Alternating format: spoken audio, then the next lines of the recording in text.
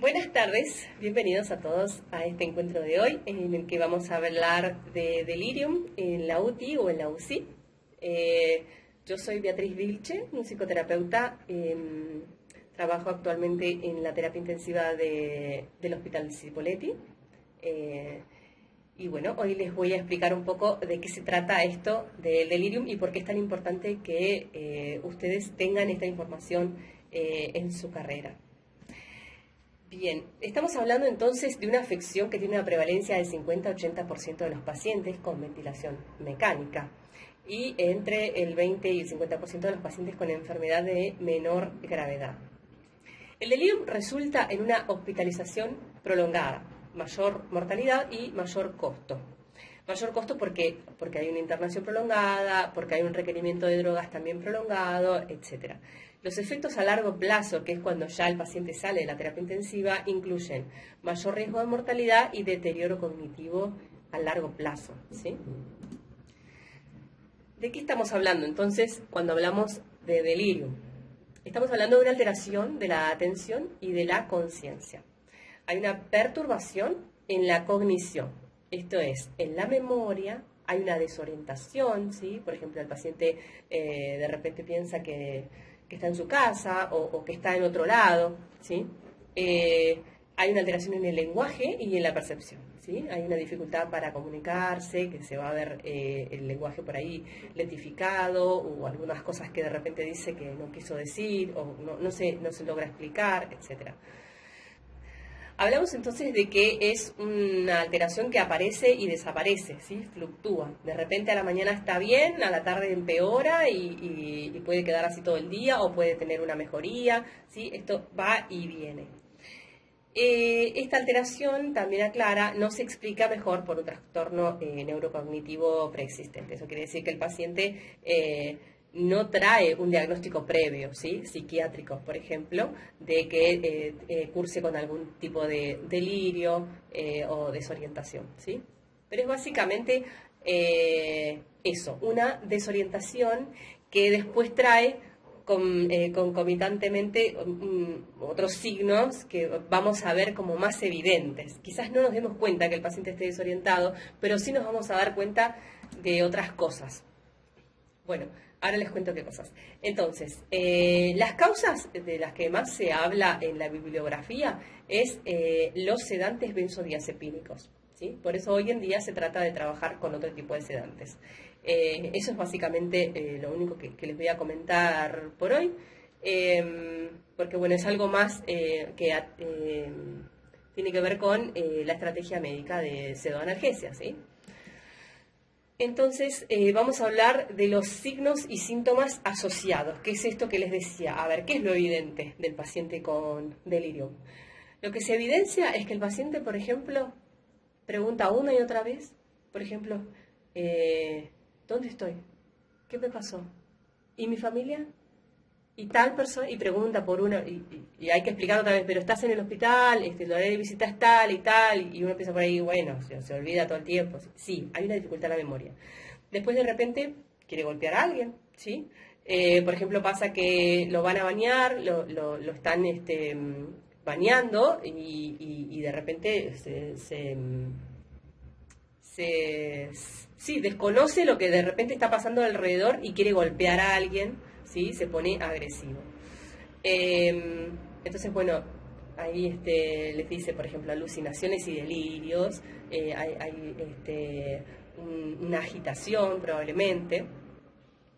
Hay dos grandes cuadros diferentes de delirium, que es el hipoactivo y el hiperactivo. Ustedes se van a dar cuenta del hiperactivo porque van a decir, me quiso pegar, o está violento, o de repente está muy ansioso y se quiere ir, dice que se va a ir, ¿sí? Hay muchos que dicen, bueno, listo, me voy. Y se quieren bajar de la cama y se quieren ir. Porque básicamente no terminan de entender qué es lo que está pasando a su alrededor. Y el otro cuadro, que es el hipoactivo, tiene que ver con un paciente que está aletargado, que está como semidormido, que no conecta, que uno le habla y ni siquiera lo busca con la mirada, ¿no? O que es inconstante en la conexión que hace con cualquier profesional. Es como que se conecta por un ratito y después ya está como en otra, ¿sí? Este es el típico delirio hipoactivo. Y bueno, los trastornos del sueño también aparecen, ¿sí? De repente son las 3 de la mañana y el paciente no puede dormirse y aparece la agitación, por ejemplo, y hay que ayudar a ese paciente a que pueda dormir mejor, etcétera. Vamos a ver igual diferentes estrategias que no sean solamente farmacológicas, porque lo que estamos hablando es de que las estrategias farmacológicas tienen muchos efectos secundarios. Y eso es lo que queremos evitar y lo que quiero compartir con ustedes hoy. Desde este enfoque les quiero compartir hoy este tema del delirio. Entonces, vamos a avanzar sobre la intervención desde la interdisciplinariedad, ¿sí? Entonces ahí les pongo primero, por supuesto, mi profesión, porque ahí tengo como imágenes para compartirles. Ahí estoy tocando la guitarra con un paciente y atrás mío hay un médico tocando el bongo. Después está esta otra imagen donde estamos con un paciente que está a punto de buscarse el despertar, ¿no? De bajar la sedación para que ese paciente despierte. Y estamos con el kinesiólogo que está haciendo movilización pasiva y yo estoy acompañando también con música porque esto ayuda al paciente a que esté más tranquilo, ¿sí? En general buscamos en los signos vitales señales de que ese paciente está realmente percibiendo lo que ocurre en el entorno. Nos damos cuenta por la frecuencia cardíaca, por la frecuencia respiratoria, ¿sí? Entonces este paciente cuando nos acercamos era muy evidente que generaba una taquicardia. Entonces lo que hicimos fue generar una estrategia interdisciplinaria para que esta intervención no sea tan generadora de ansiedad en este paciente de esta taquicardia. Entonces la música lo ayuda a bajar un poco la frecuencia cardíaca y le permite al kinesiólogo trabajar con la movilización precoz, que es también muy importante, ahora lo vamos a ver. Entonces, terapia ocupacional, kinesiología, enfermería, psicología y entre todos lo que tiene que ver con la orientación del paciente. Por ejemplo, repetir hasta el cansancio. Mirá, estás en el hospital, te pasó esto, lo otro. Es importante que todos tengamos esa información y saber exactamente con qué palabras transmitir lo que vamos a transmitir, porque muchas veces el paciente está en una situación complicada de transmitir, ¿sí? Porque a veces hubo un accidente, porque a veces parte de la familia no está, porque a veces fue quizás un intento de homicidio, ¿sí? Pueden ser diferentes contextos complicados, complejos de transmitir, y tenemos que saber exactamente qué es lo que le vamos a decir, qué información le vamos a poder dar a ese paciente para no generar mayor ansiedad, inestabilidad, ¿sí? Una alteración emocional que pueda generar mucho disconfort. No queremos eso, ¿sí? Entonces es muy importante dar la información en su justo momento y la cantidad justa y necesaria para que ese paciente esté tranquilo y se concentre en recuperarse.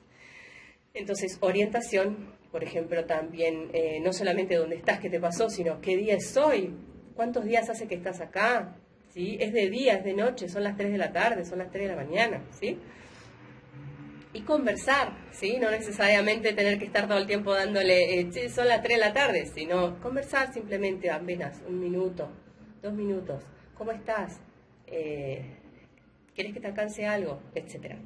Y por último les puse la participación de la familia, ¿sí? Esto también es muy importante que lo tengamos en cuenta, poder permitirnos pensar en una terapia intensiva más abierta, con horarios de visita más extendidos, porque actualmente en la mayoría de las terapias intensivas hay un horario de visita que es muy restringido, es una hora a la mañana, 1 hora a la tarde, y a veces los fines de semana ni siquiera hay horario de visita, ¿sí? Entonces esa familia se queda sin ver a su pariente durante todo el fin de semana y ese familiar ahí internado, esta persona internada, queda totalmente aislada sábado y domingo, o sea, con lo que implica esto de estar internado en un lugar tan monótono que es estar acostado.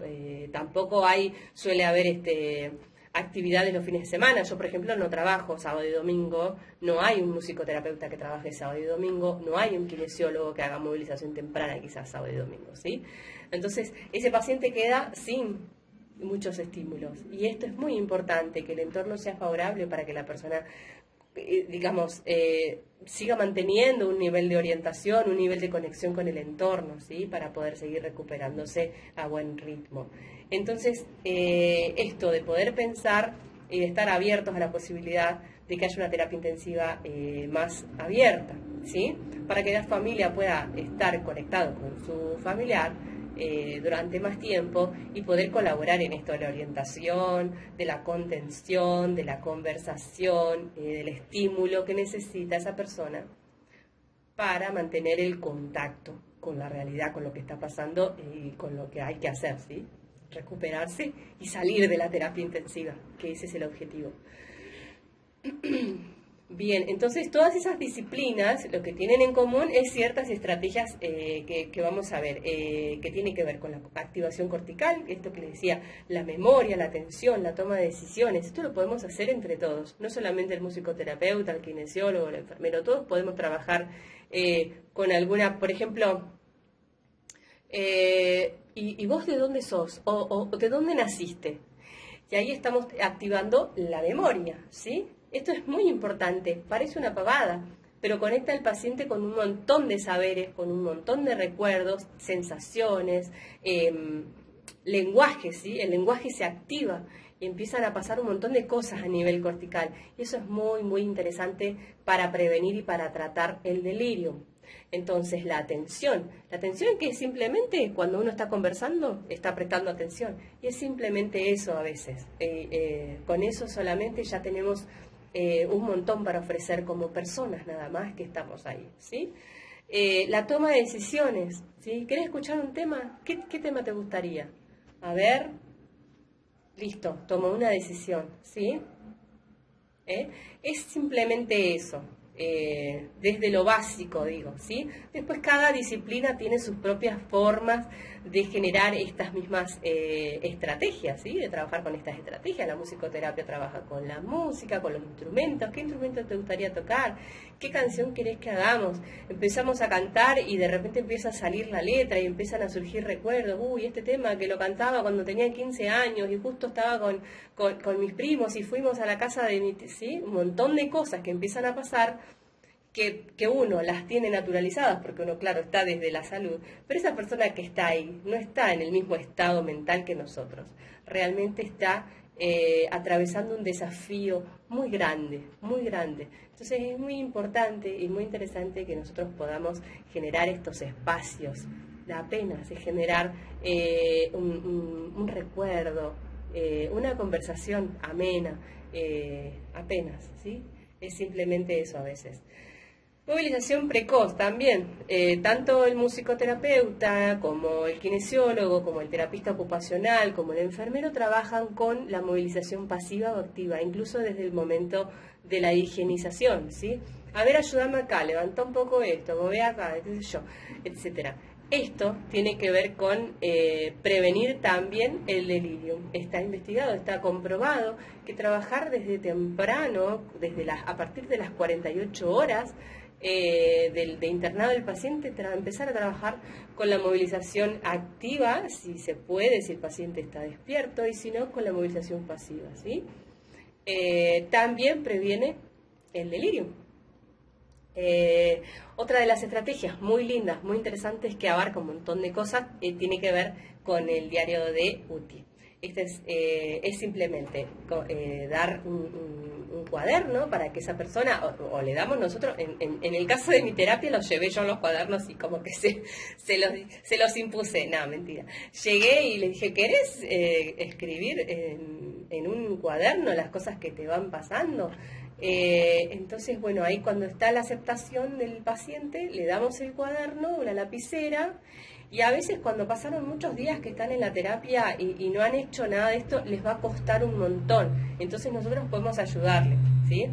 Puede ser que ellos nos pidan ayuda, nosotros le ofrecemos, ¿sí? O nosotros o la familia, que pueda ir escribiendo. El día de hoy, por ejemplo, hoy, miércoles, vino el médico y dijo que íbamos a hacer unos estudios de tal cosa para ver tal cosa y eso me generó un poquito de ansiedad o lo que sea, ¿sí? O estoy contento porque me dijeron que tal día voy a poder ir a caminar y voy a dar mis primeros pasos, etcétera.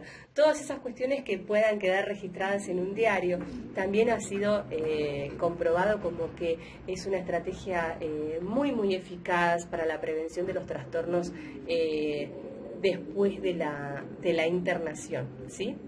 Porque van dejando registro de todo lo que pasó en la terapia intensiva.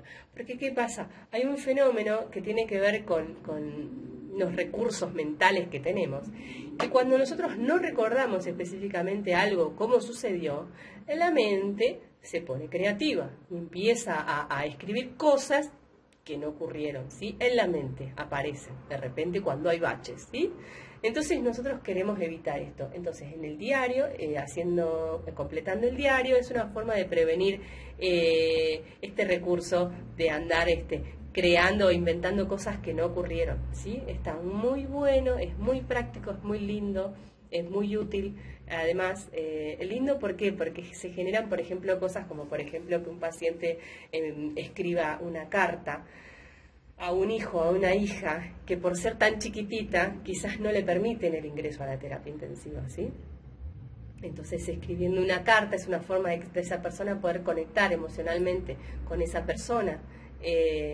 Y después esta carta se entrega, ¿no?, a la familia para que se comparta. Así que, bueno, súper recomendable el diario y ténganlo en cuenta también para la prevención del delirio. Porque ayuda a enfocarnos en el presente, en el ahora, en lo que me está pasando, etcétera. Eso también genera activación cortical, ¿sí? Y además, como les decía, es muy útil en muchos sentidos.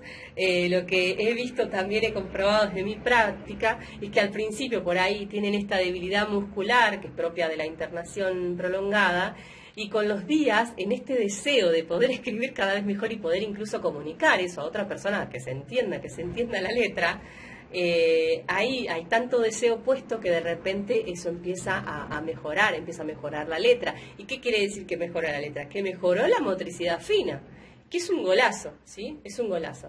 Entonces es una excelente estrategia también para la terapia ocupacional, que es la que más se enfoca en las actividades de la vida diaria, en lo que hacemos generalmente con miembros superiores, pero en general en las actividades de la vida diaria y cotidiana. Entonces, hablemos ahora del entorno favorable. Esto es un tema polémico porque es difícil por ahí humanizar un entorno que tiene que ser tan aséptico como una terapia intensiva, como una sala de terapia, ¿sí? Hay que todo el tiempo estar higienizando, desinfectando, etcétera, sobre todo con pacientes aislados. Entonces, les voy a hablar de fotografías, de comunicadores, efectos personales, ropa, reloj, calendario. Voy a decir, no pueden entrar todas esas cosas a la terapia. Bueno, sí.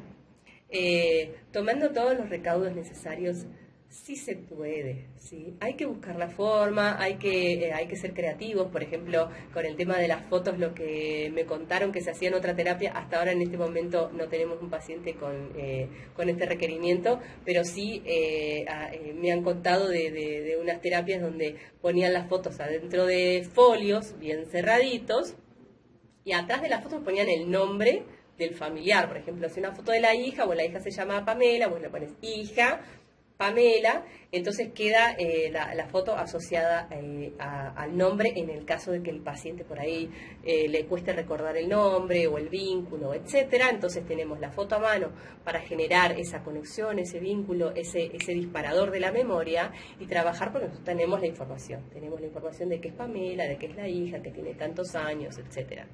Y eso se puede desinfectar porque está perfectamente dentro de un folio, ¿sí? Entonces le podemos pasar el alcohol, con el algodón, etcétera. Bien, y hay pacientes que, por ejemplo, usan dentadura. Y es muy importante para esas personas poder comunicarse. Para todas las personas es importante. Si esa persona utiliza dentadura, que tenga la dentadura a mano. Es importante para esa persona para humanizar, ¿sí? para no deshumanizar en realidad, porque humanizar humanos somos todos, pero para no deshumanizar, porque si una persona está tan despojada, ¿no?, de esto tan básico como la dentadura, que nosotros no tenemos los dientes, digo, yo por ejemplo, mis dientes los tengo todos, pero si no los tuviera, de repente que no tener la posibilidad de ponerme la dentadura, que para mí es una necesidad básica para poder comunicarme, es deshumanizante, ¿sí? También, por ejemplo, ahora que me estoy hablando del tema de la deshumanización, ¿no? Cuando entras a una sala de terapia intensiva y hay una mujer, sobre todo, ¿no?, que es donde más hay pudor en cuanto al pecho, que esté toda destapada, sin cubrirse el pecho.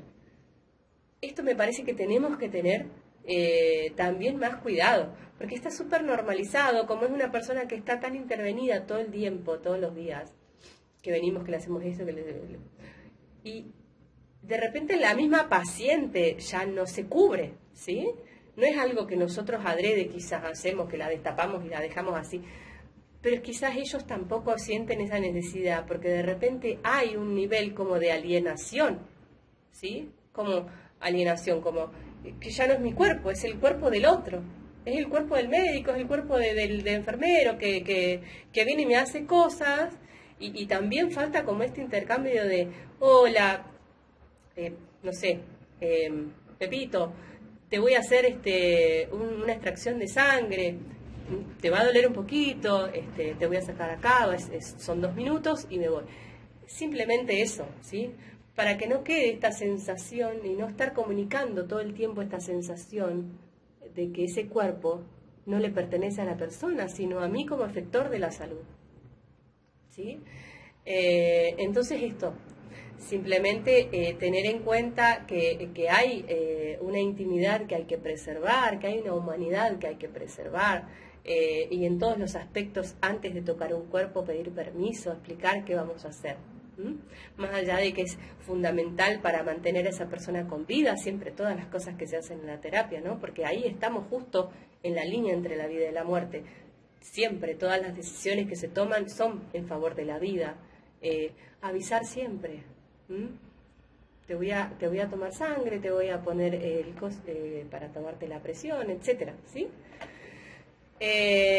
Bien, y todo lo que sea posible de utilizar. Si hay una persona que, por ejemplo, nos pasó que teníamos un paciente que justo se estaba haciendo la dentadura, entonces no tenía la dentadura porque no se la había hecho, no había la posibilidad, nosotros no le entendíamos nada, utilizar un comunicador, ¿sí? Un comunicador es, un terapista ocupacional les va a saber comunicar mejor que yo, pero es un dispositivo que es como una tarjeta grande así, con todas las letras del abecedario, ¿sí?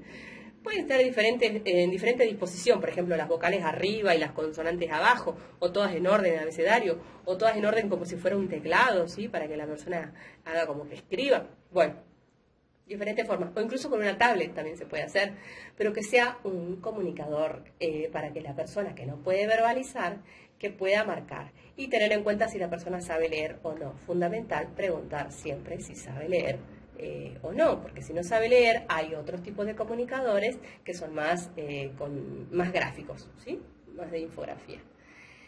Muy bien, entonces voy a hacer hincapié un poquito más en el tema del entorno, que tiene que ver con los ritmos circadianos. Bueno, vieron que los ritmos circadianos tienen que ver con la orientación entre el día y la noche. En el día estamos más activos, tenemos más energía para hacer cosas, y en la noche bajamos un poquito la intensidad y ya favorece como toda una química en el cuerpo, favorece que vayamos a descansar, a dormir, hagamos actividades más tranquilas.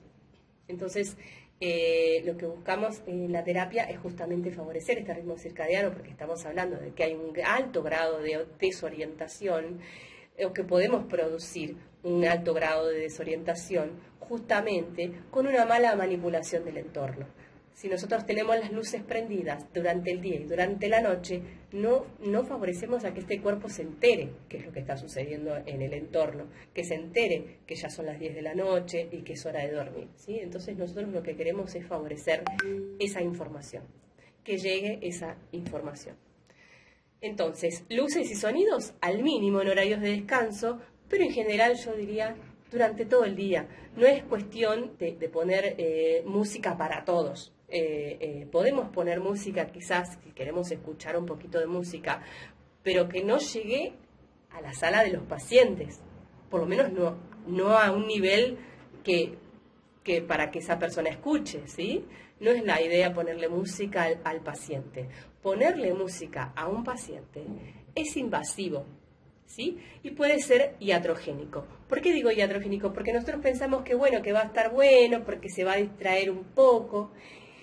Y puede estar ocurriendo todo lo contrario. Puede ser que ese paciente, al escuchar esa música por tal o cual cosa, se ponga ansioso, nervioso, se ponga mal, levante la frecuencia cardíaca, la respiratoria y nos altere todo el panorama. Si no queremos un paciente que esté así, que esté incómodo, que esté nervioso, que esté ansioso, que esté enojado, que esté molesto. No queremos eso.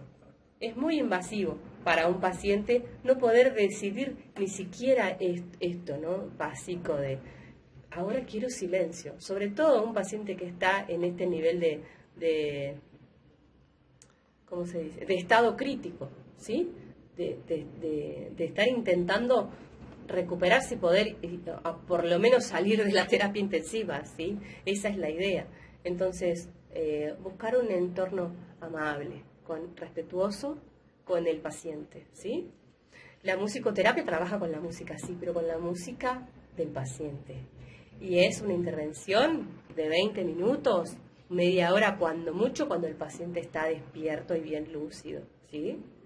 Pero en general, si el paciente está un poquito no tan despierto, ¿sí? Trabajamos un ratito nada más. Sí, depende de la situación en la cual intervenimos. A veces intervenimos, por ejemplo, durante un procedimiento médico. En ese caso es lo que dura el procedimiento médico hasta que vemos que el paciente está estable y que pudo transitar esta intervención y ya está, digamos, tranquilo, ¿no? Porque a veces esto de que vienen y hacen cosas y le ponen y le sacan y lo mueven y lo levantan y eso puede generar también inestabilidad a la persona de repente. Entonces con la música lo que hacemos es acompañar. No siempre, siempre que sea necesario lo hacemos. Entonces, sí, trabajamos con la música, pero no como para levantar el ánimo, ¿sí? Sino para acompañar a ese paciente a que esté tranquilo o que esté enfocado en algo que no le produzca ansiedad. Porque si el paciente está enfocado en que le están sacando sangre, en que le están haciendo esto, lo están pinchando, le están cortando, eso genera ansiedad. O quizás ni siquiera sabe qué es lo que le están haciendo y no sabe si le va a doler o no le va a doler. Pero todo ese no saber, toda esa incertidumbre genera ansiedad. Entonces lo que nosotros buscamos desde la musicoterapia es enfocar esa atención en algo más placentero. Y siempre trabajamos con la identidad sonora, le decimos nosotros, los gustos personales de ese paciente. Y no ponemos música para todos los internados, es solamente para ese paciente. Porque cada paciente tiene sus propios gustos musicales, su propia historia con la música, ¿sí? Porque hay temas y temas también. Como a ustedes seguramente les debe pasar que un tema les recuerda una cosa, que los hace bolsa, y otro tema los pone en un estado de paz absoluta y apreciación de la vida, ¿sí? Cada persona tiene ese tema que es el suyo, ¿sí? Y con eso trabajamos nosotros. Entonces no es cualquier música y por eso digo, hay que tener mucho cuidado con el tema de la música en la terapia. Entonces, bueno, evitar la música a todo volumen, hablar del paciente como si no estuviera, ¿sí? Por ejemplo, estamos todos alrededor del paciente, sí, porque le vamos a hacer esto y cuando no sé qué, y vine a la mañana y estaba como loco y me quiso pegar. Sí, está bien, es una descripción de la realidad, pero el paciente no sabemos cómo lo va a tomar, no lo conocemos, ¿sí? Entonces también está en una situación de total indefensión, ¿sí? Está ahí solo, siempre está solo el paciente internado, no está con la familia y acompañado. A nosotros nos encantaría eso, a eso apuntamos. Entonces, bien, hacer hincapié en esto, en el respeto por la persona, siempre, aunque esté sedado, aunque parece que no escucha, muchas veces sí está escuchando y nos vamos a dar cuenta por los signos vitales. Por eso les digo, observar siempre los signos vitales, que son indicadores importantes cuando la comunicación no es posible. Y la humanidad. Bueno, hoy en día, por ejemplo, se está hablando de la compasión desde un punto de vista científico, que es el punto de vista del proyecto UCI, que es el proyecto Humanización de los Cuidados Intensivos. Eh, bueno, se los describo como desde la comprensión por la realidad del paciente, que lo que hablábamos es una situación de vulnerabilidad extrema, ¿sí? Un paciente que está intervenido con un montón de cosas, cables y sondas y electrodos y un montón de cosas, y ahí postrado en una cama totalmente horizontal, ¿sí? Que esto también favorece mucho, fomenta mucho el delirium. De repente un paciente desorientado que no sabe qué es lo que le pasó, a dónde está, qué es lo que va a pasar, ¿sí? Y de repente viene gente y le hacen cosas, y ni siquiera le explican. Entonces, evitar al máximo todas estas circunstancias en las cuales esa persona queda despojada de su voluntad, despojada de su humanidad, ¿sí? Despojada de sus emociones, porque a veces parece que ni siquiera importa la emocionalidad del paciente, ¿sí? Esto es muy importante, que nosotros vamos a acercarnos al paciente siempre con un hola, ¿cómo estás? ¿Sí? ¿Cómo te sentís hoy? ¿Mm? Y poder escuchar y contener, y no necesariamente querer apagar, no, sí, bueno, te sentís mal, bueno, tú sentite bien, porque no, tampoco es la idea, porque eso también sería deshumanizante, ¿sí? Tratar a la persona como un ser humano, ¿sí? Que tiene emociones fuertes en un contexto muy vulnerable. Entonces, encontrar la paciencia, ¿sí? Y la amabilidad para gestionar ese malestar. ¿Y por qué digo amabilidad? Porque muchas veces he escuchado que dicen, bueno, portate bien, porque si te portás mal, te vamos a tener que atar los brazos. La contención física es un procedimiento que se hace mucho en las terapias intensivas actuales. ¿Por qué? Porque hay mucho peligro de que ese paciente se quiera quitar las sondas y incurra en un mayor riesgo, en una mayor gravedad para ese paciente. Entonces no queremos que se arranquen las cosas. Y tampoco tenemos personal médico a veces para que esté al lado de la cama, ¿sí?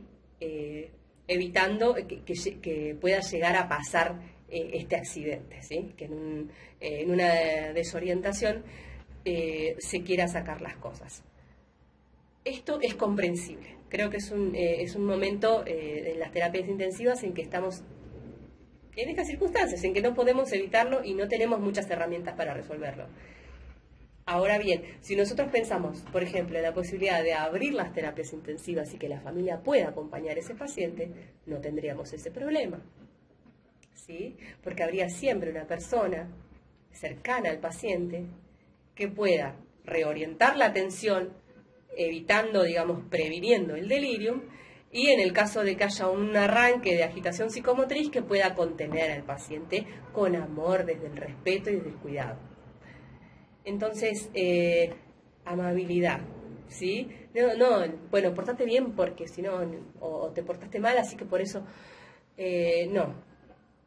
Tratemos de evitar esa forma de hablarle a un paciente que es también un adulto, ¿sí? Es un adulto que está también, repito, insisto, despojado de muchas cosas, de su ropa, de su voluntad por decidir un montón de cosas, de su familia, de sus cosas, de su rutina, de su seguridad, de su certeza de vida, ¿no? Está ahí despojado. Entonces, tener la amabilidad de explicarle las cosas de última, si vamos a tener que atarlo, de contenerle las manos para que no se lastime, explicarle con amabilidad por qué estamos haciendo esto y acompañarlos quizás un ratito. Después vengo y te acompaño un rato y te desato, ¿sí? Estos gestos. Conversar un minuto, ¿sí? Preguntar de vez en cuando, ¿cómo estás? Ofrecerle, acercarle algo, si es que estamos trabajando con algún diario o con algún efecto personal, no sé, un peine, un espejo, un celular, lo que sea que esa persona tenga a mano, si quiere utilizarlo, poder acercárselo. Una sonrisa. Entonces, también les agrego acá que cada individualidad nos impulsa a ser mejores. ¿Por qué digo esto? Porque a veces hay casos que uno, como que escapan a la norma o que nos proponen algo, una problemática nueva y decís, pucha, ¿y acá? ¿Acá cómo lo resuelvo? ¿Qué hago? Por ejemplo, un paciente que no tiene familia, que estaba acá de vacaciones o que estaba acá por alguna cosa y que la familia está en cualquier otro lugar del país o del planeta y no está dispuesta a venir al lugar por X causa. Esa persona está sola. ¿Qué estrategias vamos a implementar para que esa persona esté mejor contenida? Porque estamos nosotros y nadie más. No hay visita, no hay información tampoco. A veces no podemos comunicarnos con la familia, que nos mande alguna cosa personal, algo con lo que trabajar. Eso. Entonces, cada individualidad nos impulsa a ser mejores desde la creatividad, desde querer ayudar a esa persona con lo que tenemos, aunque sea poco, ¿sí? Aunque sea nada. Entonces, bueno, vamos a terminar con una frase de Gabriel Heras, que es el fundador del proyecto UCI, que dice: la falta de recursos se cubre con exceso de creatividad.